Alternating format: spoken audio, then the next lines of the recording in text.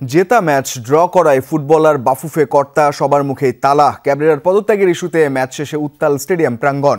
তবুও নিশ্চুপ বাফুফে সভাপতি তাবিত আওয়াল। ভারত ম্যাচে নিরাপত্তা আরও বাড়বে জানালেন খেলা দেখতে আসা ক্রীড়া উপদেষ্টা আসিফ মাহমুদ।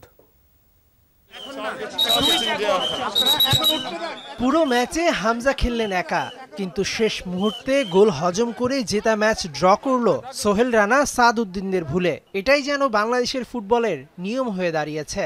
তাই ম্যাচ শেষে ফুটবলারদের মুখে যেন লকডাউন। আবারও শেষ মুহূর্তে গোল খেয়ে বাংলাদেশ জয়ী ম্যাচটা ড্র করলো।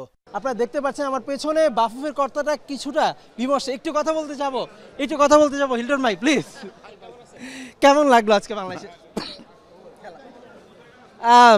সত্যি অর্থে ভাষা নেই।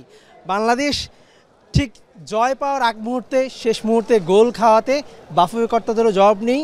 যেমনটা আসলে স্তব্ধ হয়েছে এখানে দেখতে আসা দর্শকরাও। বাংলাদেশের বিপক্ষে ঘরের মাঠে এই ড্র নেপালিদের কাছে জয়ের সমান।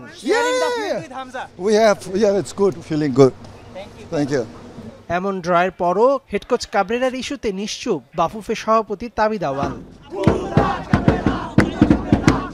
কাবরেরার পদত্যাগের দাবিতে ম্যাচ শেষে উত্তাল স্টেডিয়াম প্রাঙ্গণ। তবে তিনি থাকছেন আগামী বছর মার্চ পর্যন্ত বহাল তবিয়তে।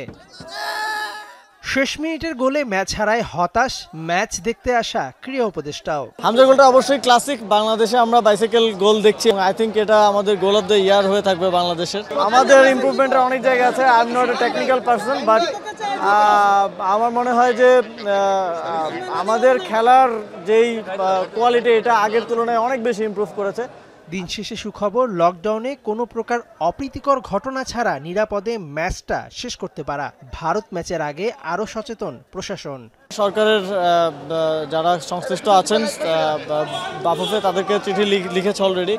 আমরা স্বরাষ্ট্র মন্ত্রণালয়ের সাথে কথা বলবো এবং সংশ্লিষ্ট সকলকে ভালোভাবে অ্যাক্টিভ করব যাতে করে নিরাপত্তাটা সর্বোচ্চভাবে নিরাপত্তা নিশ্চিত করা যায়।